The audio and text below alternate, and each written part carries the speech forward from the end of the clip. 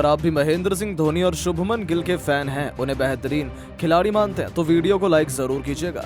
दोस्तों, दुनिया के सबसे बड़े स्टेडियम अहमदाबाद के नरेंद्र मोदी स्टेडियम में चेन्नई और गुजरात की टीमें करो या मरो के मुकाबले में आमने सामने थी, जहां दांव पर प्लेऑफ की जगह लगी हुई थी।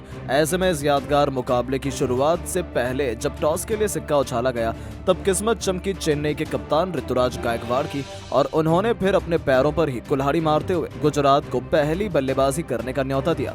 लेकिन ये उन्हें इतना भारी पड़ने वाला है, इसका अंदाजा तो शायद उस समय नहीं था, क्योंकि बैटिंग करने उतरे गुजरात के दो बल्लेबाजों ने तो फिर अपने बल्ले से वो करिश्मा कर दिखाया जो आईपीएल इतिहास में आज तक नहीं देखा गया था। जी हां, इस मुकाबले में अपनी टीम को धाकड़ शुरुआत दिलाने के लिए गुजरात की तरफ से साई सुदर्शन के साथ शुभमन गिल की खतरनाक जोड़ी मैदान में उतरी थी। जल्द से जल्द चेन्नई की क्रिकेट टीम विकेट हासिल करना चाहती थी, लेकिन गिल तो शायद सिर पर कफन बांधकर मैदान में आए थे। आते ही पहले ही ओवर में मिचेल सेंटनर के खिलाफ खतरनाक चौके से अपना खाता खोलने वाले गिल ने फिर पीछे मुड़कर नहीं देखा। दूसरी तरफ साई सुदर्शन भी भूखे शेरों की तरह नजर आ रहे थे। इन दोनों सुपरस्टार्स खिलाड़ियों ने फिर चेन्नई का शिकार करते हुए ऐसी तबाही मचाई कि चौके छक्कों की आंधी लाते हुए 5 ओवर में एक गुजरात को 46 रनों तक पहुंचा दिया। तो ओवर लेकर आखिरी ओवर में गिल ने तूफानी छक्का लगाकर सुदर्शन के साथ 50 रनों की ओपनिंग साझेदारी को अंजाम दिया। अभी से चेन्नई फैंस मायूस नजर आ रहे थे, क्योंकि ये दोनों बेरहमी से चेन्नई के गेंदबाजों की कुटाई कर रहे थे। लेकिन दोस्तों, ये तो केवल ट्रेलर मात्र था, असली पिक्चर तो अभी बाकी थी, और ये मूवी चेन्नई के गेंदबाजों की बर्बादी की दास्तां बयां करने वाली थी। जी हाँ, ये दोनों तो आज इतिहास लिखने के इरादे से आए थे। सामने कोई भी गेंदबाज आता, ये तो उससे बाउंड्री के बाहर ही डिपॉजिट कर रहे थे, चाहे मिचेल सेंटनर हो या फिर रविंद्र जडेजा या फिर डेरिल मिचेल, शार्दुल और तुषार देशपांडे ही क्यों ना हो, किसी पर भी इन दोनों ने रहम नहीं किया। 9वें ओवर में साई सुदर्शन ने गिल को भी पीछे छोड़ते हुए रविंद्र जडेजा को छक्के के लिए डिपॉजिट कर केवल 30 गेंद में अपना तूफानी अर्धशतक ठोका, तो उनसे कंधे से कंधा मिलाते हुए अगले ही ओवर में कप्तान शुभमन गिल ने चौका लगाकर न केवल अपनी टीम को 10 ओवर में 107 रनों तक पहुंचाया, तो 11वें ओवर में सिमरनजीत सिंह की पहली गेंद पर छक्का लगाकर कप्तान गिल ने भी अपना अर्धशतक केवल 25 गेंद में जड़कर महेंद्र सिंह धोनी की पलटन को खून के आंसू रुला दिए। कंधे से कंधा मिलाते हुए इन दोनों धाकड़ युवा सितारों ने इस ओवर में कुल 3 खतरनाक छक्के जड़े, 23 रन बटोरे। 11 ओवर में ही गुजरात को 130 रनों तक पहुंचाया। तो रुकना क्या होता है, वो तो उन्होंने सीखा ही नहीं। आज चौके छक्कों का तूफान तो ऐसा आया था कि ये दोनों बहुत तेजी से अपने अपने शतक की तरफ भी बढ़ने लगे थे।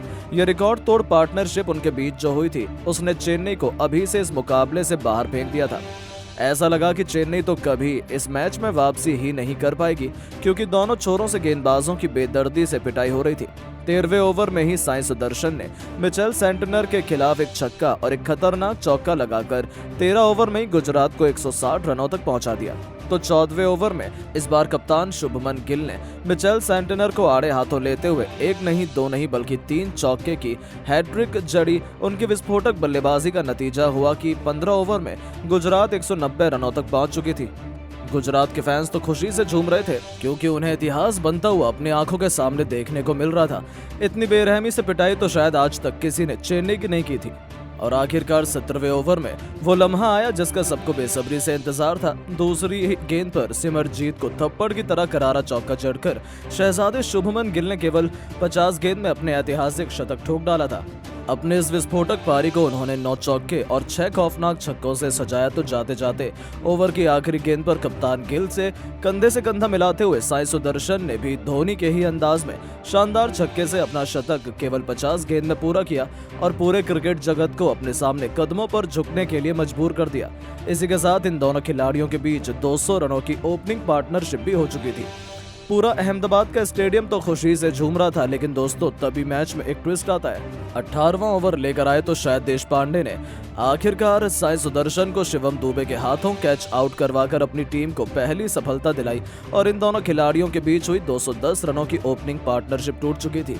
तब जाकर चेन्नई के फैंस ने थोड़ी राहत की सांस ली, लेकिन जाने से पहले साई सुदर्शन ने केवल 51 गेंद पर 5 चौके 7 खौफनाक छक्कों से सजी 103 रनों की बेमिसाल पारी खेली। तो ओवर की आखिरी गेंद पर तुषार देशपांडे ने इस बार दूसरे शतकवीर कप्तान शुभमन गिल को कैच आउट करवाकर चेन्नई को मैच में बराबरी पर ला खड़ा किया, जहां गिल भी 55 गेंद पर 9 चौके और 6 छक्कों की बदौलत 104 रनों की ऐतिहासिक पारी खेल गए। 18 ओवर में गुजरात ने 213 रन बनाकर अपने दोनों ओपनर गंवा दिए थे। उनके आउट होने के बाद मैदान में उतरे डेविड मिलर 11 गेंद पर एक चौके की बदौलत 16 रन बनाकर गुजरात को 20 ओवर में 231 रनों तक पहुंचा दिया, जहां गुजरात ने अपने 3 बल्लेबाज गंवाए थे। आखिरी गेंद पर शाहरुख खान 2 रन बनाकर आउट हुए। अब चेन्नई के सामने पहाड़ जैसा लक्ष्य को हासिल कर प्लेऑफ में अपनी जगह बनाने की बेहद मुश्किल चुनौती थी, जिसका पीछा करना तो उनके लिए बिल्कुल भी आसान नहीं होने वाला था। ऐसे में चेन्नई ने नई राजनीति अपनाई। इस बार चेन्नई की तरफ से अपनी टीम को तूफानी शुरुआत दिलाने के इरादे से सचिन रविंद्र के साथ अजिंक्य रहाणे को भेजा गया था। चेन्नई के मैनेजमेंट ने नहीं सोचा ये बहुत बेहतरीन रणनीति साबित हो सकती है, लेकिन ये केवल उनकी एक गलतफहमी थी। पहले ओवर की आखिरी ही गेंद पर सिंगल चुराने के चक्कर में सचिन रविंद्र केवल 1 रन बनाकर डेविड मिलर की डायरेक्ट थ्रो पर रन आउट हो जाते हैं, जहां पहले ओवर में स्कोर बोर्ड पर केवल 2 रन बने थे और उनका एक बल्लेबाज पवेलियन लौट गया।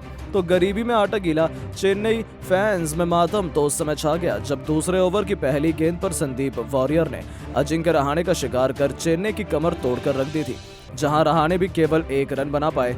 2 ओवर में 3 रन बनाकर चेन्नई ने अपने दोनों ओपनर को खो दिया। अभी से गुजरात ने जीत का जश्न मनाना शुरू कर दिया था। मैदान पर डेरी मिशेल के साथ कप्तान ऋतुराज गायकवाड़ आए थे, लेकिन आज दिन तो गुजरात का था, जहां गुजरात के गेंदबाजों ने आग उगलती हुई गेंदबाजी से ऐसा तहलका मचाया कि तीसरा ओवर लेकर आए उमेश यादव की गेंद पर बड़ा छक्का लगाने के प्रयास में कप्तान ऋतुराज भी राशिद खान के करिश्माई कैच का शिकार हुए और 10 रन ही जहां पर स्कोर बोर्ड पर लगे थे, तो वहीं उनके टॉप 3 बल्लेबाज पवेलियन लौट चुके थे। चेन्नई की पारी तहस नहस हो चुकी थी और अभी से गुजरात की टीम जीत सुनिश्चित मानी जा रही थी। अब मैदान पर डेरी मिशेल का साथ निभाने के लिए मोइन अली आए थे। जहां एक तरफ गुजरात की जीत के नारे थे, तो वहीं चेन्नई खेमे में सन्नाटा छाया हुआ था, क्योंकि वो एक दर्दनाक हार की तरफ बढ़ रही थी। लेकिन कहानी तो अभी बाकी थी। डेरी मिशेल तो ईंट का जवाब पत्थर से देना बखूबी जानते हैं और उन्होंने चौथा ओवर लेकर आए संदीप वॉरियर के खिलाफ पहले एक तूफानी छक्का तो अंतिम गेंद पर एक खतरनाक चौका लगाकर अपने तेवर गुजरात को दिखा दिए थे कि वो इतनी आसानी से हार मानने वाले नहीं हैं। दूसरी तरफ से मोइन अली का बल्ला गर्जना शुरू कर चुका था। 6 ओवर के पावर प्ले में उनकी खतरनाक बल्लेबाजी से चेन्नई 43 रन बना चुकी थी। अभी भी उन्हें अंतिम 14 ओवर में जीत के लिए 189 रन चाहिए थे, जो काफी मुश्किल थे, लेकिन चेन्नई की क्रिकेट टीम हार कहां मानती है। उनके विस्फोटक बल्लेबाजों ने ताबड़तोड़ बल्लेबाजी करी। इन दोनों खिलाड़ियों ने देखते ही देखते अपने विस्फोटक बल्लेबाजी से चेन्नई को 100 रनों के पार पहुंचा दिया। डेरी मिशेल ने केवल 27 गेंद में अपना तूफानी अर्धशतक पूरा किया और उनसे कंधे से कंधा मिलाते हुए मोइन अली ने भी 33 गेंदों में अपना अर्धशतक ठोक दिया था। ये दोनों गुजरात की नाक में दम किए हुए थे। 100 रनों से भी अधिक की पार्टनरशिप बनाकर इन्होंने गुजरात से जीत को छीनने का मन बना लिया था। ऐसा लगा कि चेन्नई आसानी से जीत जाएगा, लेकिन तभी गुजरात एक ऐसा पलटवार करती है कि गुजरात की आंधी में तो पूरा का पूरा चेन्नई मानो किसी सूखे तिनके की तरह उड़ जाता है। जी हाँ दोस्तों, जैसा कि गेंदबाजी करने आए गुजरात के सबसे घातक गेंदबाज मोहित शर्मा आते हैं। उन्होंने आते ही अपनी खतरनाक गेंदबाजी से पहले डेरी मिशेल का शिकार किया, जो 34 गेंद पर 7 चौके और 3 तूफानी छक्कों की बदौलत 63 रन बना गए। तो मोइन अली का भी शिकार कर मोहित शर्मा ने चेन्नई के दोनों सेट बल्लेबाजों को पवेलियन का रास्ता दिखाया और मुकाबले को गुजरात की तरफ झुका दिया, जहां मोइन अली 36 गेंद पर 4 चौके और 4 छक्कों की बदौलत 56 रन बनाकर लौट गए। उनके आउट होने के बाद मैदान पर शिवम दुबे और रविंद्र जडेजा के कंधों पर अपनी टीम को जीत दिलाने की जिम्मेदारी थी। दोनों ने बहुत तेजी से अपनी टीम को आगे बढ़ाना भी शुरू किया, लेकिन इस बार मोहित शर्मा ने अपने घातक गेंद के आगे शिवम दुबे को घुटने टेकने पर मजबूर कर चेन्नई की कमर ही तोड़कर रख दी। जहां इस मुश्किल की घड़ी में शिवम दुबे भी 13 गेंद पर 2 चौके और 1 छक्के की बदौलत 21 रन बनाकर लौटे, तो रविंद्र जडेजा भी राशिद खान के सामने केवल 10 रन बनाकर 18 रन बनाकर घुटने टेक गए और इसी के साथ चेन्नई की जीत की उम्मीदें भी वापस आ चुकी थी। हालांकि खुद धोनी को बल्लेबाजी करने आना पड़ा, लेकिन मिशेल सेंटनर जहां खाता भी नहीं खोल पाए, तो वहीं धोनी अकेले क्या ही कर पाते। जब तक वो बैटिंग करने आए थे, जीत चेन्नई से काफी दूर जा चुकी थी। अंत में धोनी ने थोड़ी आतिशबाजी जरूर दिखाई। 11 गेंद पर 3 ताबड़तोड़ छक्के जड़े 26 रन भी बनाए, लेकिन वो अपनी टीम को जीत के आसपास भी नहीं ले जा पाए। अंत में चेन्नई 20 ओवर में केवल 196 रन बना पाई और गुजरात ने 35 रनों से इस मुकाबले में बाजी मारकर अपनी प्लेऑफ की उम्मीदों को नए पंख लगाए और धोनी की टेंशन को 10 गुना बढ़ा दिया।